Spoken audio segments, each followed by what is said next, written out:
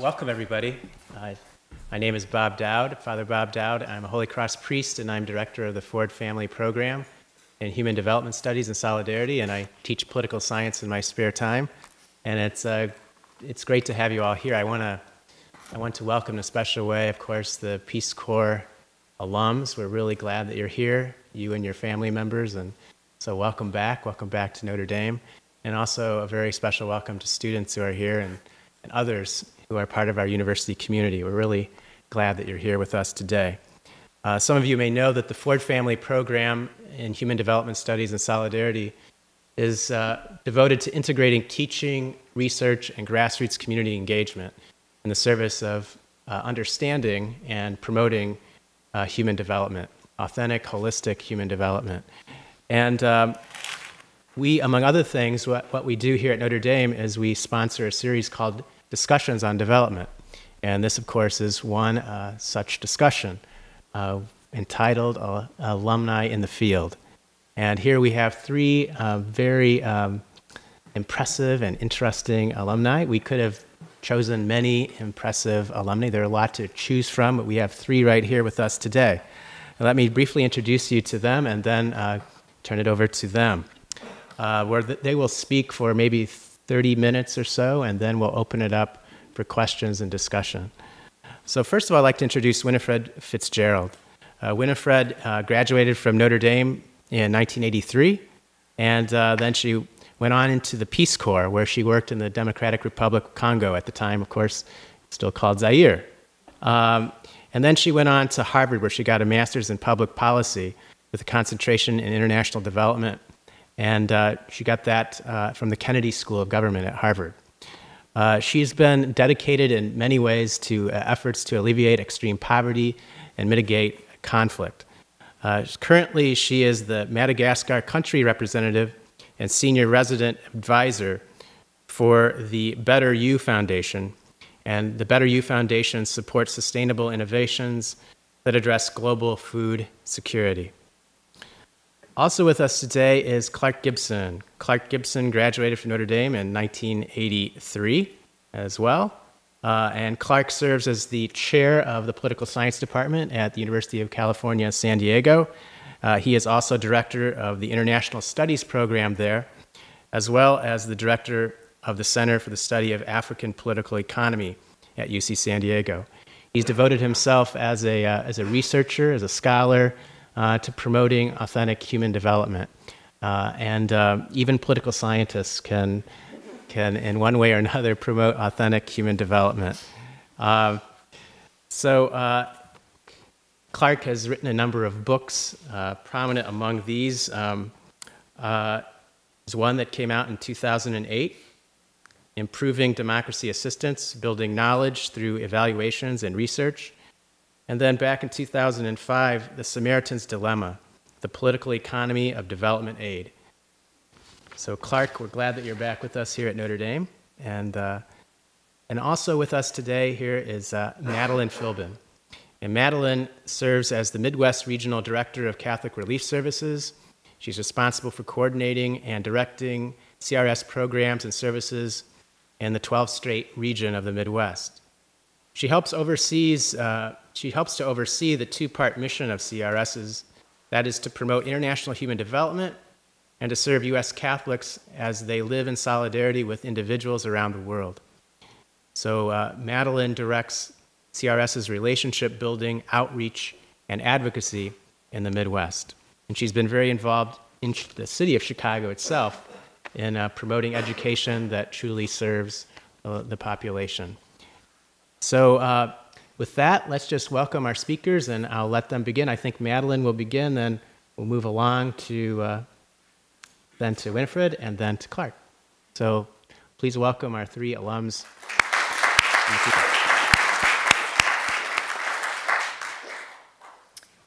Thank you. So I was a history major at Notre Dame, and of course I often got the question of what are you going to do as a history major? And my answer always was, I'm going to make history. And I feel like I've pretty much done that. Or I look at the world over the last 20 or 30 or how many years since I left, and I feel like the world is a different place, and the kind of work that I've been doing has contributed to the world changing and changing for the better. And when I think about what I'm going to do between now and when I retire, hopefully another 20 or 30 years, it's thinking about what do I want the world to look like and how is my work contributing to that world. You know, how is my work contributing to help me change myself, to change the institutions that I am part of, and to change the country that I'm living in. And that was sort of the journey that brought me to Catholic Relief Services and the work that I do now. I started out working for Catholic Charities. So how many people here have heard of Catholic Charities? That's pretty good. So Catholic Charities, you know, you think of Katrina, you know, the response there was Catholic Charities. The work in the United States is Catholic Charities. Catholic Relief Services is the sister organization to Catholic Charities, and we work overseas. So how many of you heard of Catholic Relief Services? Excellent. Catholic Relief Services actually has a partnership with the University of Notre Dame, and one of my jobs is to help facilitate that. So that's a good reflection on my work that there are people at Notre Dame who've actually heard of CRS, so that's good. CRS itself, Catholic Relief Services, was on a kind of a journey in terms of what its own sense of its own mission is, and in some ways that relates to my journey or anyone's journey. Catholic Relief Services started out as being an organization that was about relief, it started at the end of the Second World War, and it was really about getting food to hungry people. And it still is about that. So when we think about, or if you pay attention in the news right now, what's going on in East Africa, you know, there are people who are leaving Somalia right now, coming into Ethiopia and Kenya, and what they need is relief. What they need is food. What they need is water. A lot of the work that we do is with orphans, and what those children need is just immediate food and water, and relief is an honorable and appropriate thing for us to be doing. But over the course of our history, and again, like you might have in your own personal journey, and in my case, I started out working for Catholic Charities, and it was about relief. I was seeing the same person every day, in a sense. A different person came in with the same problem every day, and I helped that person with that problem. The next day, I saw the same person with the same type of problem. So you begin to say, well, what's causing that problem? How can we change the circumstances? And for Catholic Relief Services overseas, it actually got us into what we call development. So many people living in poverty around the world are living in rural communities, and a lot of what Catholic Relief Services does is helping those in rural communities to be able to take care of their own families and their own community. So we do a lot of agricultural programs, a lot of water programs. And again, if we look at the situation in East Africa, the countries of Ethiopia and Kenya are also affected by the drought, but they're not suffering in the same way as Somalia. And that's because there has been this kind of development work going on at Catholic Relief Services for many years. And so people have access to water, for example, now that they wouldn't have had without these programs. So again, in my own personal journey, I went from working for Catholic Charities to becoming a community organizer. And still, when I have to fill out my income tax form, and you have that tiny little box where you have to say what your profession is, I would write in community organizer. So much of my work is really working in Chicago neighborhoods and trying to figure out how can I be, what are the issues in the neighborhood and how can our work actually change the situation in the neighborhood. But Catholic Relief Services on its own journey went from, yes, we do relief, yes, we do development, but we have to be about peace building. You know, we came to a point in our own journey, and this was probably about the 1990s, where we recognized everything we do in a country is we're either uniting or dividing. We're either contributing to peace or we're contributing to conflict. And we should be really conscious about that. Is the work that we're doing building bridges or creating divisions between men and women, between Hutus and Tutsis, between ranchers and farmers? So that has become part of how Catholic Relief Services understands our work. And I think then in my own personal story, again, you get to the point of this is important community organizing work. I suppose for me it was connecting it back to a faith journey and wanting to work for a faith-based organization again. And that's when I began to be interested or get on the path that brought me to CRS.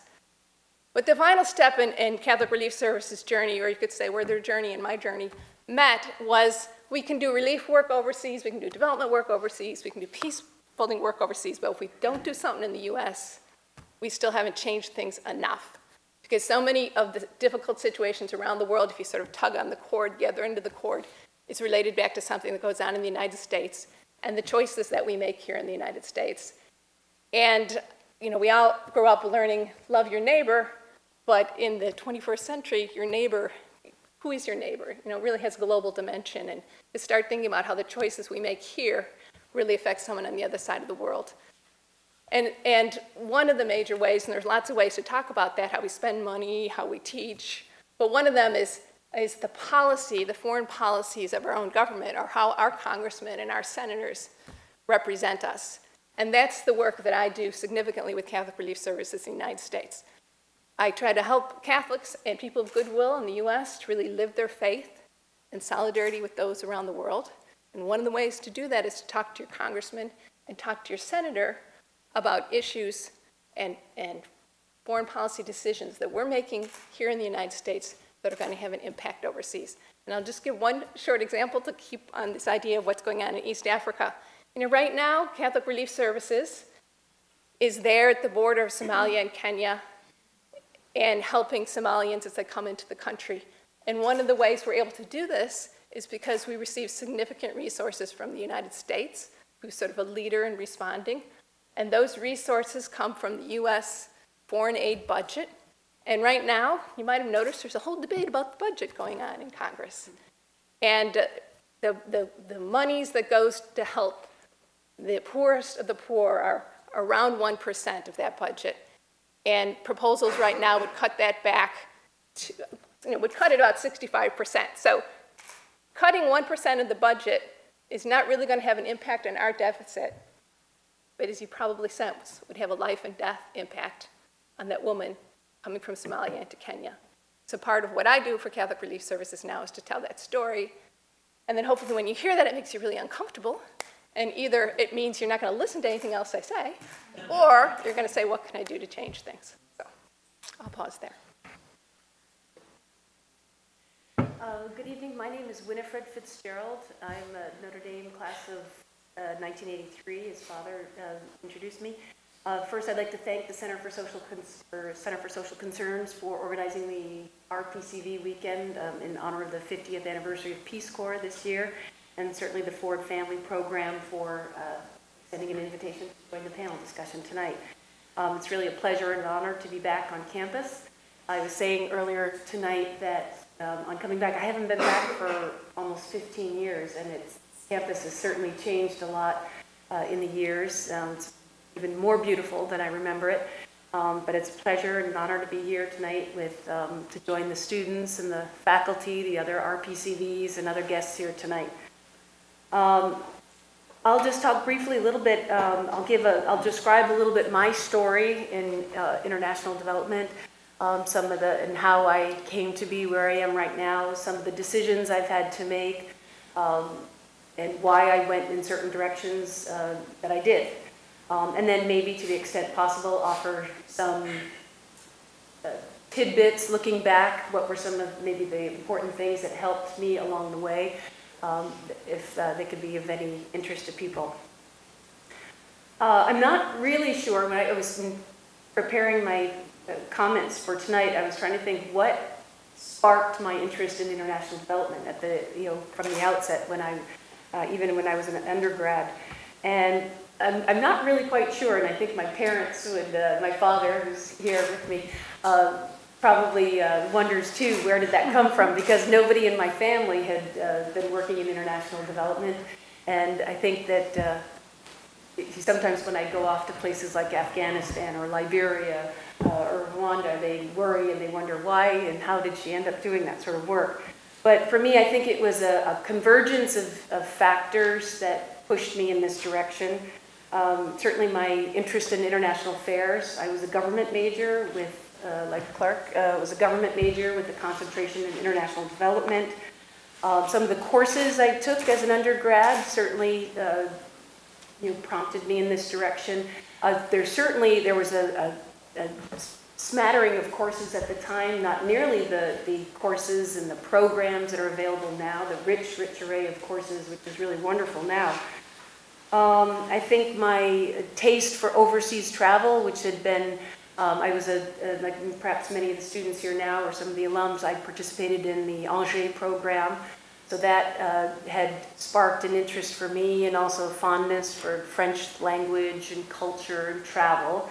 And I think particularly the influence of my parents, their work, not so much involved in international work as I mentioned, but their engagement in the community in the Boston area, whether it was in politics or community affairs, and a sense like for many people at Notre Dame, the sort of the call to service, the sense that we've been given so much and blessed in our lives that it behooves us to try to give back to the extent we can, whether it's full-time in our careers or even on the side. I think all of my siblings and myself have taken that lesson from our parents. And then certainly in a place like Notre Dame, which is nice, which really nurtures that sort of, with so many volunteer opportunities here through the Center for Social Concerns, summer internship opportunities, volunteer possibilities when we're here as undergrads. I think that really kind of, for me, nurtured the interest in wanting to do some volunteer type work. With regards to my career path, somebody that I admired very much and who served as a mentor, somebody to me and several years ago and to many other young people. He had a very remarkable and distinguished career himself in international development. When he would tell his story and describe the path that he took, he was a very modest and humble man, but he had worked with President Kennedy. He was one of the founding directors of USAID. He was vice president of the Ford Foundation. And the way he described his path, in a much more modest way, he said that it was not a strategically plotted out career trajectory that he had, but that it was a series of opportunities that unfolded for him in his life. And that, for me, I think in a much more humble way, for me, it has not been a strategically plotted out, I have to do this and I'm going to do this. And I feel very fortunate that I've had very exciting opportunities that have unfolded and that have emerged before me. So it might not have all been strategic, but it's been a very rich and rewarding path that I've taken. Never did I imagine when I graduated in '83, almost 30 years ago, would I, although I had the interest in international affairs and travel, wanting to do volunteer work and ended up going to the Peace Corps right after graduation, never did I think that I would have a career that would span a couple decades now.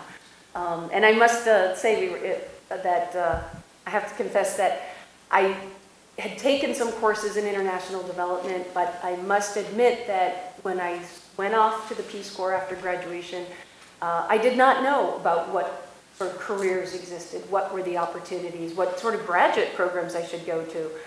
So if people here that are interested in international development as a career, don't worry if you don't have it all figured out yet, because I didn't know about the NGO world or the UN agencies, donor issues, and some of the substantive issues. I knew that I was concerned about issues related to poverty and underdevelopment, but I didn't know the vast array of opportunities and directions that I could take. As I mentioned, I started off, and as Father noted, like many of you here, I'm a former Peace Corps volunteer, served in the former Zaire, which is known as the Democratic Republic of Congo now. I was an English teacher. Again, I think the language skills helped. The fact that I had spent a year abroad in Angers helped in terms of making that transition, showing that you had an interest in cross-cultural issues, an ability to spend some time away from home, adapting to another culture, learning another language. I think for Peace Corps and their recruiting, and probably some of the other volunteers can attest to that, that was, I think, a factor that helped in the recruiting.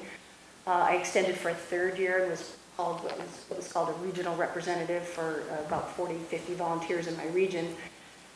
As many of us, our PCVs, Returned Peace Corps volunteers, say, we get as much, if not more, out of our experiences as volunteers than what we contribute very often. And for me, I think that was the case. It was a tremendous, like for many volunteers, it was a tremendous opportunity for me, both professionally and for personal growth. It allowed me to draw on my language skills, as I mentioned, my interest in international affairs and traveling, and also this idea of wanting to serve. For me, it was meant to be, I didn't know what I wanted to do afterwards. I didn't know, we were talking earlier this evening, very often at the time it was law school, business school, or medical school. Seemed to be the paths that a lot of our classmates were going on. And I didn't know if I wanted to do those, to follow one of those. So for me, Peace Corps was not only bringing together those interests, but I felt it would be a bridge. Like other volunteer opportunities, whether it's Jesuit volunteers or for domestic or international work, Jesuit or Holy Cross Associates or Peace Corps, it doesn't have to only be Peace Corps. But for me, I felt it would be a bridge to whatever my career would be, and I wasn't really sure at the time what that would be. But over the course of my service, I think it was valuable too, just obviously getting more exposed to development issues, learning more about the different substantive issues such as water and sanitation, health, education, community development, and so on. Started to deepen my understanding of development issues. Also, just having the opportunity, especially with volunteers who were maybe a little bit ahead of me, maybe a year ahead of me, that were finishing up, going on to graduate schools, or maybe other development professionals already in the field, working for NGOs like Oxfam or CRS was at the time in Congo. And just finding out, oh, there's this whole world out there, and there are these career opportunities that I hadn't really been aware of and wasn't quite familiar with. I found for me that was very valuable and helped steer me, because then after my Peace Corps service, went to graduate school, as Father mentioned in the introduction. I went to the Kennedy School of Government at Harvard. Got a degree in public policy with concentration in international development. I had debated, and this might be a debate for some of the people who are maybe going to be graduating soon and thinking about graduate programs. I had at one point thought, should I go into more of an international studies type degree, such as at the Fletcher School of Government, Fletcher School of International Affairs and Law and Diplomacy at Tufts University, or should I do more of a public policy type program? I opted for the public policy program because I thought it might give me more options and flexibility in the long term in case if I wanted to work domestically and not just to be on a track for international work. I've ended up staying in international work, but I felt that the general skills in management, economics, statistics, and analysis would bode me well whether I decided to stay in international work or if I made the transition to domestic.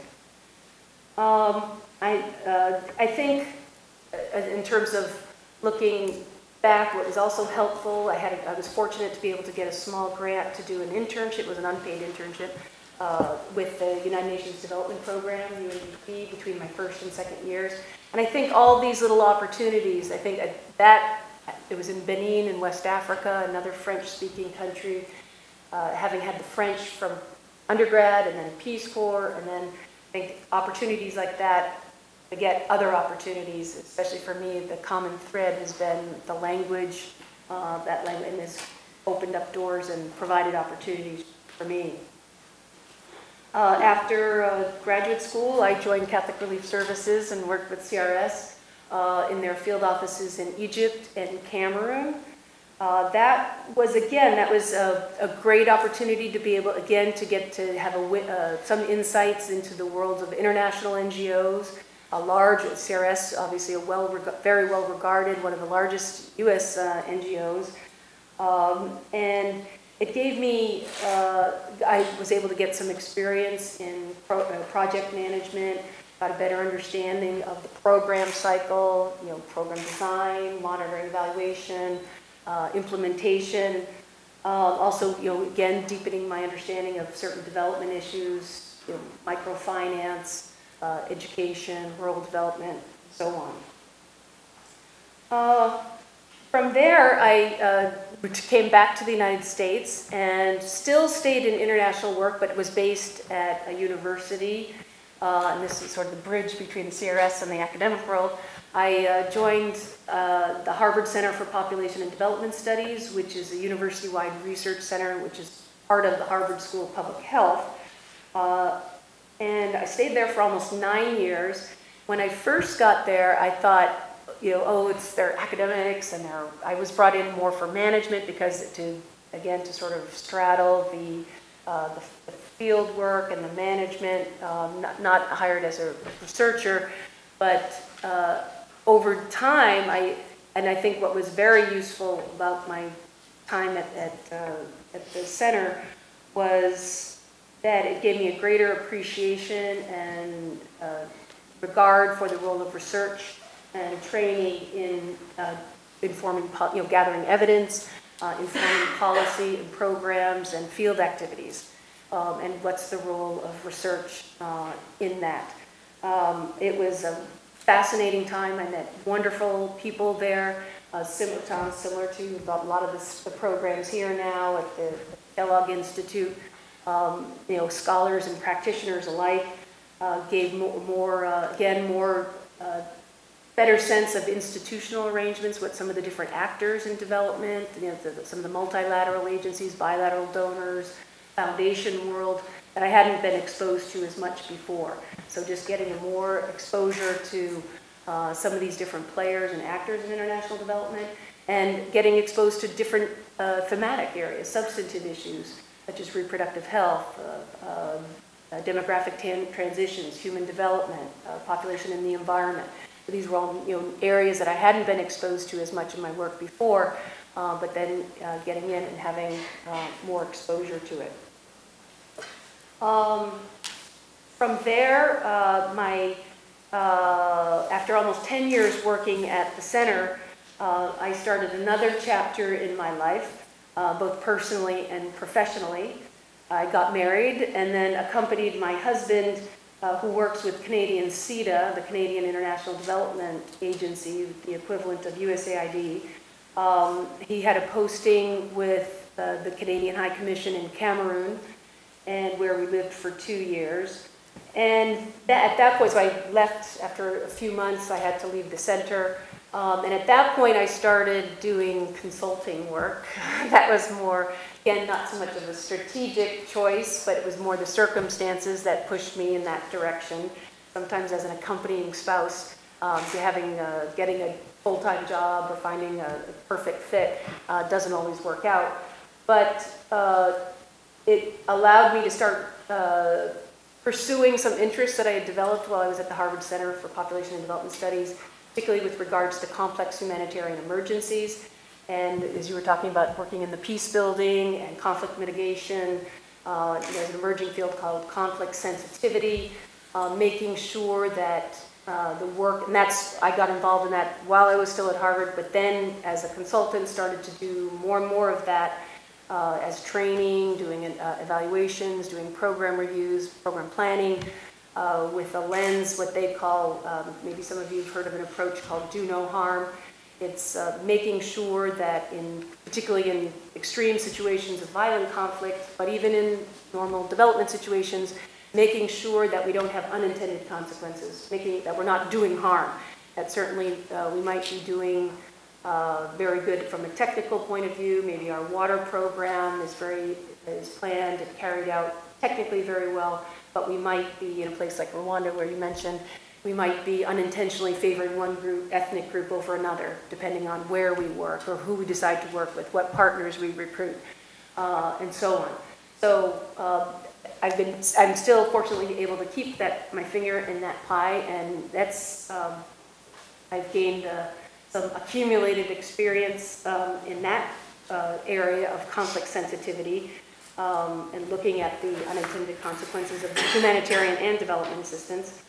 And I've been lucky and grateful that I've had opportunities in a number of countries: Afghanistan, Sri Lanka, Nepal, Liberia, Rwanda, Madagascar, where I currently am, with a number of different agencies. Again, always learning about different agencies, especially if you get to go back and work, such as CRS, CARE, Oxfam, UNDP, United Nations Development Program, World Vision, and it's especially gratifying if you have the opportunity to go back and work with them, either the same country program or the agency, where you get to know the culture of the organization and how they operate and what their priorities are.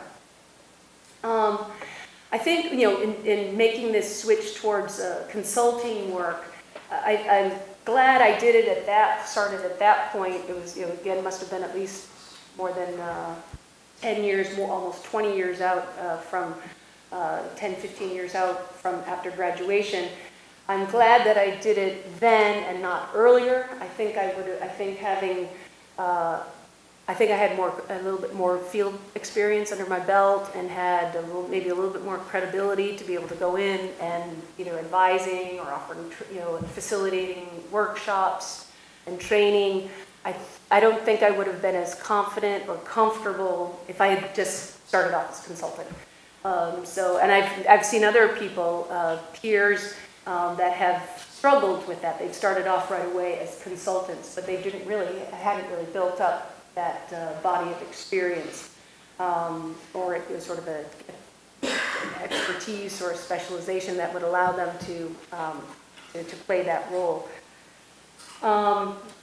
And I think also just having over the years this experience, particularly in working in that broader area of the conflict sensitivity, conflict mitigation, veering on peace building. I've often had, and this might be a debate for some of you, should I be a generalist and be more of a manager and have those skills, strategic planning, management, human resources, have those sorts of skills, or do I develop a specialization? And do I really try to focus on something and really understand something in depth, whether it's a country or particular, or public health, epidemiology, and I've sometimes wondered about that, and I'm glad that I've been able to have an accumulated experience and different opportunities to develop that. My interest in, international assistance, development, and humanitarian in conflict situations, conflict writ large. While at the same time, also building on my more broader generalist background.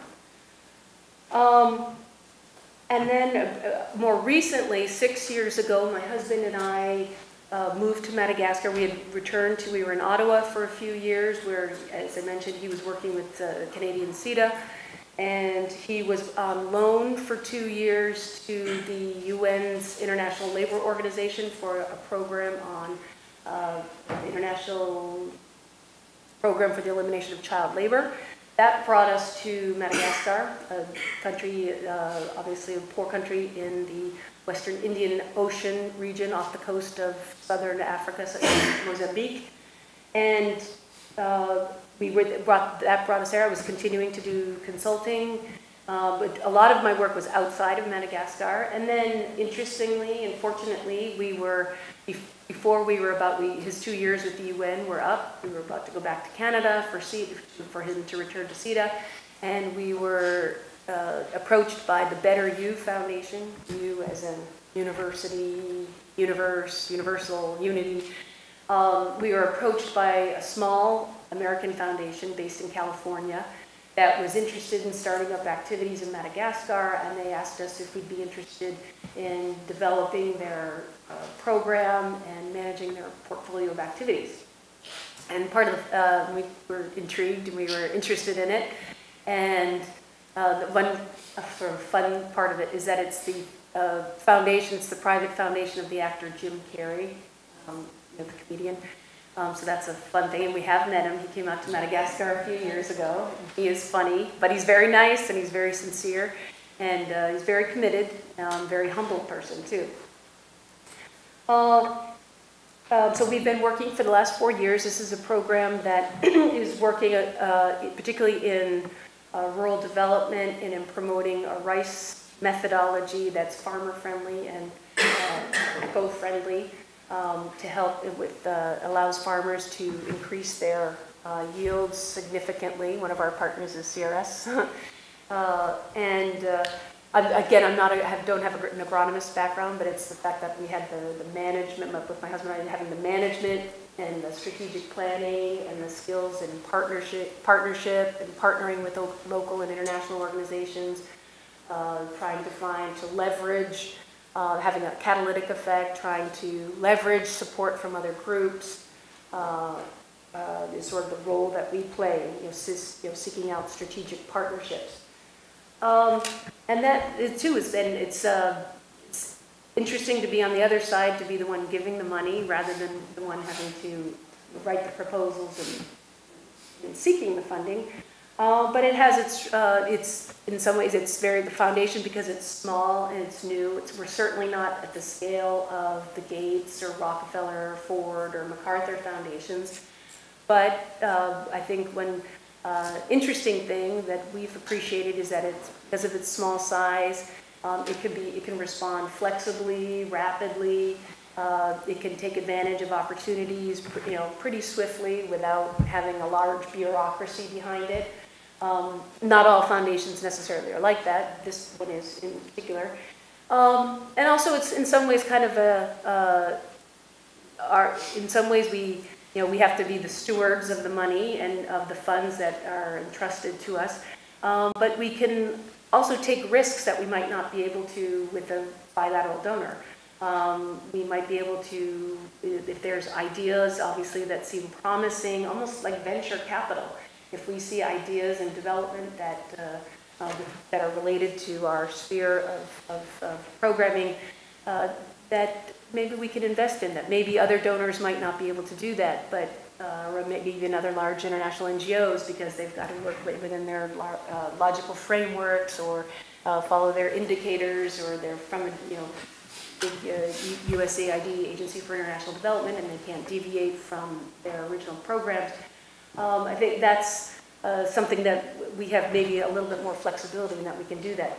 Doesn't mean that we're not trying to be accountable, doesn't mean that we obviously have to try to measure for results and impacts, but we do have a little bit more margin for maneuvering and being flexible, trying to the extent possible, because we're small, trying to be a little bit more innovative and creative in our funding, that maybe, because we don't have the luxury of a big budget. So in summary, so that brings me to the work of the Better You Foundation.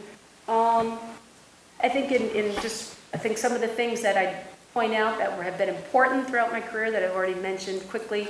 I think spending a year abroad as an undergrad was really important for me. It might not be for everybody, but it was important for me because it put me in a direction. But it also, I think, for recruiters, for the Peace Corps, for others, I think that you've shown that you are able to handle being overseas, that you have the cross-cultural, you have the curiosity, the cross-cultural skills. Certainly in my case, having another language was French, but obviously there's a lot more opportunities here now, I think, for language learning here at Notre Dame. Getting your field experience early on, whether it's a couple months or a year, that can that's often the stepping stone that you need in order to get the jobs. They often say you need 1 or 2 years experience, often a degree. And then that was it. Certainly being humble, always having an approach that we always have something to learn. I feel that even when I go on missions now, certainly I'm not the expert in my skill, in the areas that I work in, or the countries that I go to, approaching things with a little bit of humility. And just always learning, and I feel very grateful. It's been, there's been certainly bumps and challenges in my career along the way, but I feel that I've been very fortunate and lucky to have had an exciting and rewarding and fulfilling career so far. So thank you.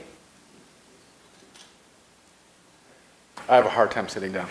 That's just the way I'm built. So we're going to go from the sublime to the ridiculous And I wanted to be Winifred. I wanted to be a person who did overseas work, foreign aid work, you know, saving the world one rice paddy at a time. And I also had I wanted to do good. I wanted adventure. I was just a suburban white boy from California. And so I went to Notre Dame and I joined the Peace Corps. And I have to tell my sister and brother Peace Corps volunteers that I am a miserable failure. Because I was medevaced after, I don't know, 5 or 6 months from Nepal. I was a broken man. And I feel guilty to this day for not finishing my term. But it was physical illness. It was pretty bad. All right, so what it was that I was going to be Peace Corps. I was going to go to Sri Lanka with a buddy who was working in aid over there, travel the world, never come home. And that was not to be. So I came back crushed in mind and body, and I went to a law firm that I had gophered at as a Notre Dame undergraduate, and I said, hey, I've seen your documents, hire me as a paralegal. And they said, okay. So I was a paralegal, I hated every minute of it, and that was my taste of, do I want to be a lawyer? I was a government major. Again, I agree with Winifred, it's like when you're here, it's like law school, business school, medical school, and then you're a loser. So I thought, okay, law school. And I was in the law firm, and the law firm was terrible, it was horrible, and I left because I always had this little inkling about teaching in my own high school. I went to a Catholic high school. So I volunteered, and I didn't volunteer, they paid me. It was almost like being a volunteer. I taught high school for 2 years, and I really liked some of it. But in a Catholic high school, you're 73.5% parent, and then 5% teacher, and the other thing, I don't know. And I was tired of measuring hems on girls' skirts, and stopping the chewing gum in the hallways, and it was just... And I taught like 4 classes of algebra in a row. And by, you know, I knew the homework by memory, so I started using fake accents in each different period so that I wouldn't fall asleep like you did. So, Mr. Gibson's third period is the French accent. I don't speak French, so it was bad. So it was okay. I liked the academic world, and so there's the bump. You know, I wanted to do development, didn't quite happen. Law school, out. Teaching okay, but my mind was kind of going numb. For me, you had to be into the teaching, the pedagogy of teaching to survive, I think, and I wasn't. So then I went to graduate school to get a PhD in political science. All right, so political science, PhD, whatever. Dissertation. I still had this flavor for the exotic. I still was a thrill seeker. My wife still thinks I am. I try not to be.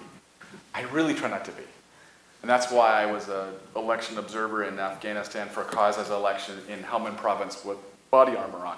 But besides that, and I was being divorced for that, I said, I don't know, what should my dissertation topic be? I wanted to get out again. I thought I would do wildlife politics in Africa.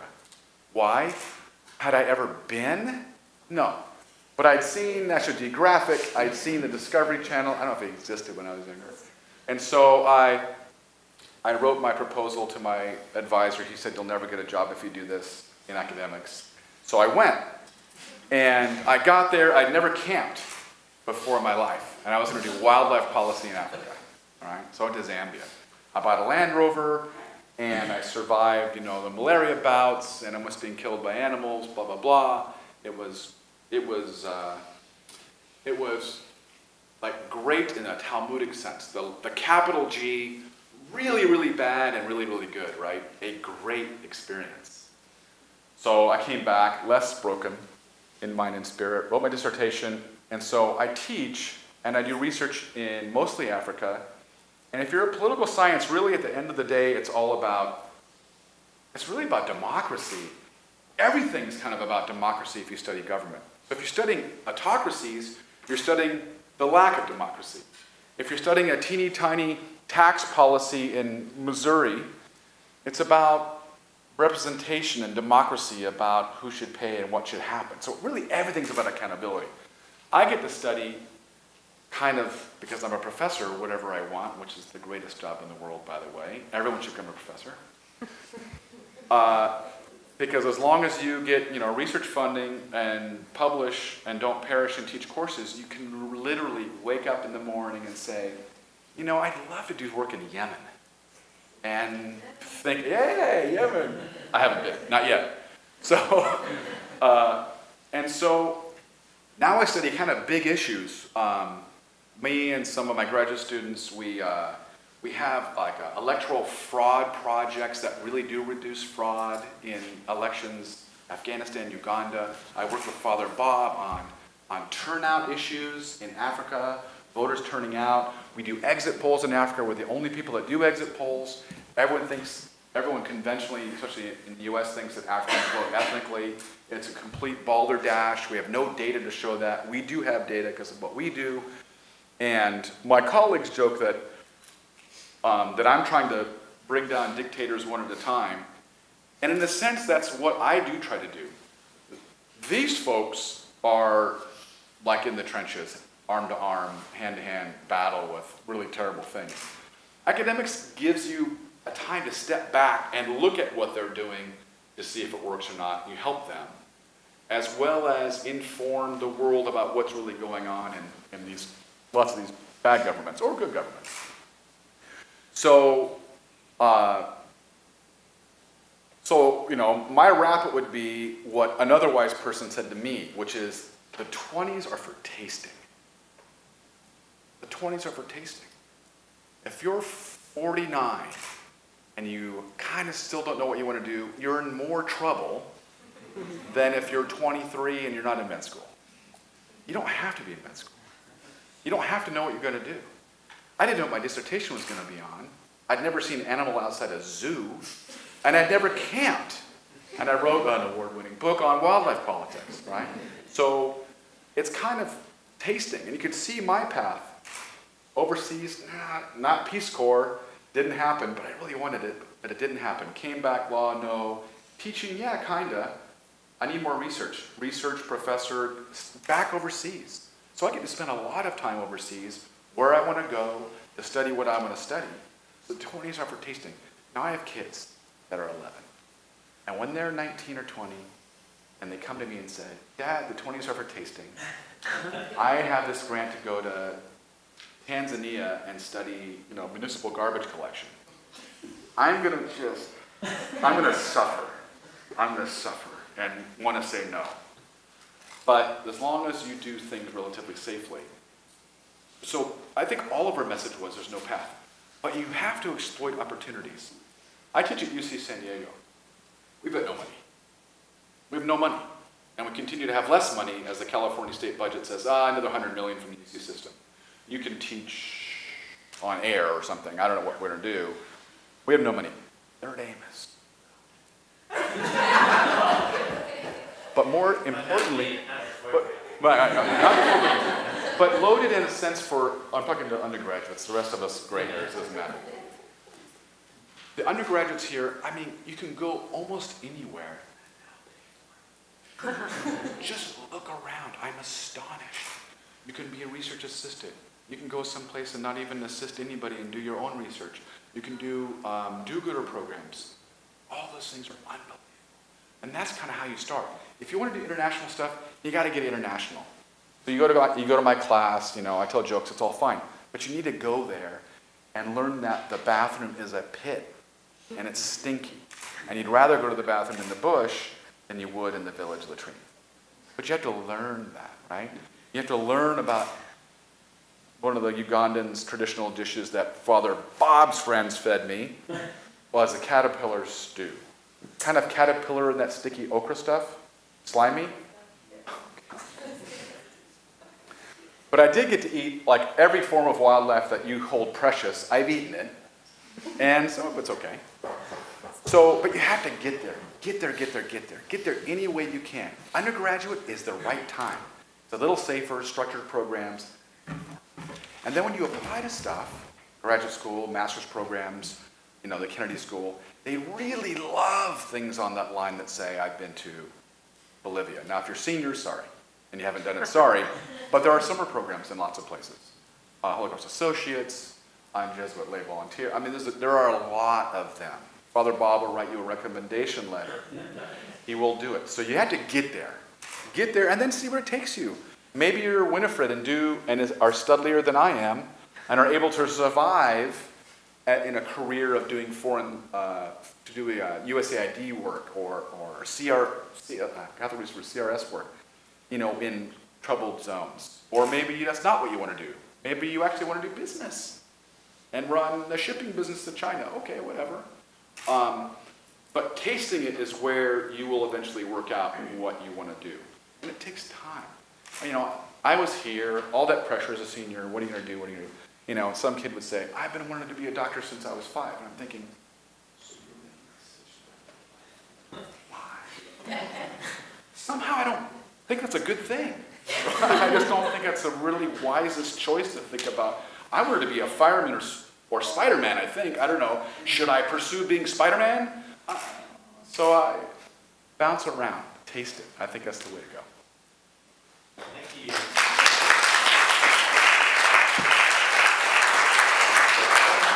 have a few minutes for questions or for comments. Yes, and would you introduce yourself briefly? My name is Lucia Erbach. I'm from Morocco. My husband was before in Tunisia, Yemen. I have a question for you. Which year you been in Cameroon? To do that in Cameroon? I was there on 2 occasions from 90 to 92 and then 2000 to 2002. And when were you there? 77 to 80. Oh, okay. Can I have a little anecdote about Yemen and the CRS, because these seem to come up together in this discussion? I was a Peace Corps volunteer architect in Tunisia from 68 to 70. In 1971, I went to Yemen as a UN volunteer. There was no American embassy, but CRS was already there in Hodeidah. One of my jobs, I was working in the Ministry of Public Works. The governor of Hodeidah was a very strong tribal leader from the Joe, from the eastern part of the country. And Hodeidah is basically the coastal plain. He was a very tough man, although he was probably only about 5'4" tall, and he was about 65 years old. He would call all the businessmen into his office and he'd say, okay, Mohammed, I know you did really well last year, and you're going to give me $200,000 for my new hospital. If Mohammed said, I can't do it, he would double it on the spot. So he got all this money together and he built himself a hospital that was probably maybe a football field and a half long. And even Sierra Wood couldn't run that distance in a harder time. He then went to the World Health Organization, who was a Pakistani leader at that time, and the Indians had designed the hospital, and the Pakistanis and the Indians were at war, so the Pakistani didn't really like the Indian plan to begin with. And he told, the governor told the leader of the WHO, I want some doctors. And so that's how I got involved, because the WHO wouldn't put doctors in a hospital that was a double-loaded corridor with rooms on either side instead of room 1, room 2, room 3, room 4. Had no laboratories, no surgery, operation suite, or anything like that. So I worked with the Pakistani doctor to figure that all out. The Catholic Relief Service guy in Hodeidah came to me and he said, the governor wants 300 beds for his hospital. And you're talking about resources earlier. He says, I don't have 300 beds. I cannot give him 300 beds. So we took the hospital newly laid out because the structure was already there and tried to fit everything in. We took all the rooms that were patient rooms and we divided it by added up that area and divided it by the size of the bed, and we found out that you couldn't even fit 300 beds in a hospital if you had them wall to wall. There was no walking space in the room whatsoever. So we were all excited. We were going to go down to the Ministry of Health and tell the governor that his demand for 300 beds was just outside of, couldn't be done. So we got into this meeting and he sat there and he said, well, we've done this scientific calculation and all this kind of stuff, the Western world of doing things, and you can't even fit 300 beds in your hospital. And he looked at us and he said, I want 400 beds and I'll add 200 floors. So that was in 1971, and it was an interesting anecdote because CRS was even there before the United States Embassy was open. I just had a colleague here, and Father Bob Gadiram, who's head of our program in Asia, and he said, it's true that the Catholic Church really is everywhere. So whenever we go into a country, that's who our partner is. So CRS goes in, and somebody's already there ahead of us, which is usually the local bishop, and that's how we begin to work. So. Are there any other questions? Students especially, yes. Shannon, and then if you would introduce yourself briefly, tell us who you are. My name is Shayla Boucher, and I'm a freshman here. My question is for you, Winifred. Did you find like working in all those different countries hard on your family life at all? No, fortunately, because my husband's in the same field, and we actually met overseas. We met in Rwanda. So you could ask my father if maybe it worried my parents. But no, for me, no. But I do know that I think for some families, as you hinted, maybe there's issues certainly of children. I know that for some, wanting to make sure that we don't have children. But I know for some people, there's issues of safety and making sure you have good schools, being away from their cousins and in the States. I think that is an issue. I know that I think several years ago, I remember CRS did some surveys for women. I'm thinking of how many women actually stayed with. There was a lot of turnover with the agencies, particularly overseas for their overseas postings, that because of issues related to family. Does that answer your question? I mean, there's a lot of issues on this, right? So a lot of aid workers love bringing their kids overseas. Yeah. In almost every country, there's an international school, which are usually excellent. And growing up overseas, I know people, when they grow up and they've been overseas, they're different. And they're different in a good way, usually. I wanted my kids to spend I can't for a variety of reasons, but I would love to have 2 or 3 years of my kids being overseas. Love it. The difficulty is going to be the 2-job thing, probably. And that's a difficulty if you do lots of things. I mean, if you're an international business person and go to China, your trailing husband, he's a woodworker. So that's an issue. But being away, there's costs of being away, but the benefits, I think, are terrific. There's always an embassy doctor. I mean, my younger brother actually, he graduated from Notre Dame as well, and he's actually in international public health. And he has spent many, 8-10 years living in Haiti, working, and he had his kids down there, and they're now living in New York City. But he continues to travel. And I think that they really found it really enriching, and the kids still remember it. And he said his nephews still remember it. I think it was really a valuable opportunity, something that they really cherish. One person up there, one person here. So you would introduce yourself.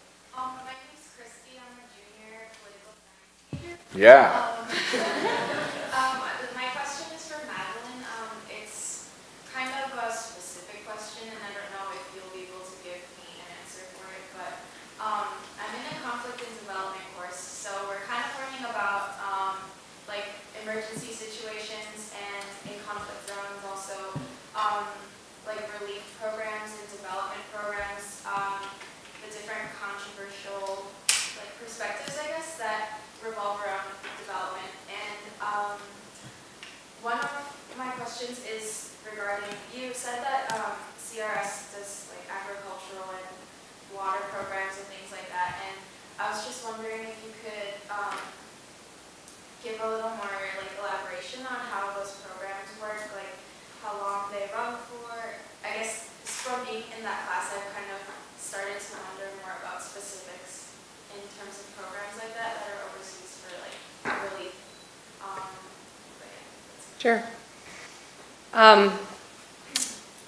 I'll do 2 things.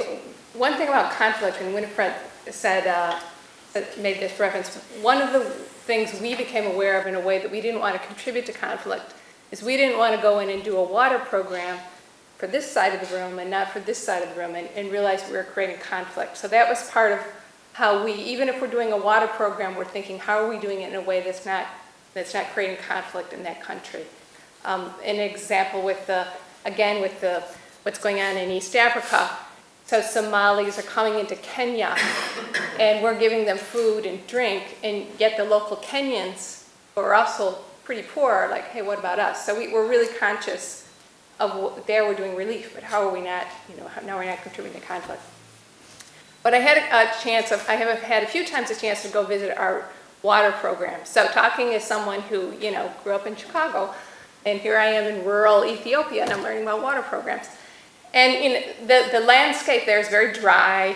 My point of reference would be like, it looked like the Southwest of the United States when I was there. And then we'd all of a sudden come along to a green patch of land where crops are growing and people are working and what has happened differently. And so the kind of water programs that we would do a lot had to do with teaching people how to terrace the landscape, sort of a stepping stone idea, so that when the water does come, it's not all lost. It would tend to go into the soil. The idea of having a reservoir at the highest point that would capture the rainwater when it comes, and then use gravity and have basically, the garden hose that brings the water down into the village where people live, and that would become the tap stand and a lot of it is then teaching people how to care for this. So if we work to do this once, what good is it to walk away and then come back later and find that the water stand became infected and the water. So it's also it's a lot of, again, organizing a community to take care of the water project that we've helped to introduce. That's sort of a couple like real life examples of what it looks like there. As much as possible is the things that you can do you don't have to bring labor in to do this. You have people there. It's introducing practices that they may not have had a chance to learn. And I'm guessing, certainly Winifred and maybe during the reception, some of the folks who've worked with the Peace Corps could talk about different water programs that they've participated in. So. I think we have time for one more question, and then like Madeleine suggested, I think that conversations can continue during the reception. So we have one more. Yes, maybe right here, if you'd introduce yourself. My name is Sarah Gibson, and I'm a senior political science and Spanish major. You spoke earlier about service kind of being, or at least international experience being a bridge to work in the international development field, and you spoke of the 20s and kind of pacing. I was wondering if either one of you all could kind of speak to I understand international development to be something very broad and all-encompassing. I'm trying to focus in on what you're exactly interested in international development. Does that make sense? I'm not quite sure.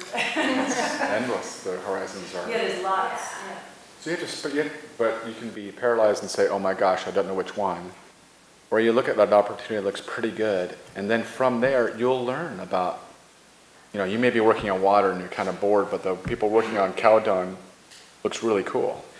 And then you think, oh, maybe I'll do, a veterinary science. It's that kind of process. There's no way in the menu of international development you're going to go, bang, that's the one I'm going to do, right? But paralysis is frequent. So. And I think just in the various opportunities, following on that, having these sorts of opportunities, if I could turn back the clock and have had these sorts of opportunities, just ask these sorts of questions, talk to people.